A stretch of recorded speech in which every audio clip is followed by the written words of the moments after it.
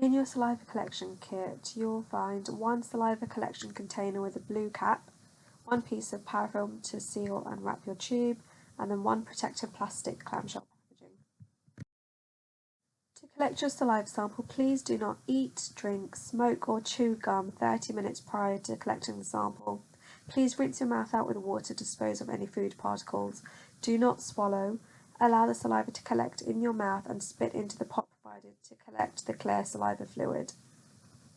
Ensure that the pot is filled to just above the line around the concave end of the container. Your saliva sample should be all liquid. Bubbles and frothing do not count. Once you've collected your sample, please seal the pot firmly. Write the date and time you finished collecting the sample on the container in the 24-hour clock format. Please seal the container by stretching the parafilm and wrapping it around securely the container and the lid as shown.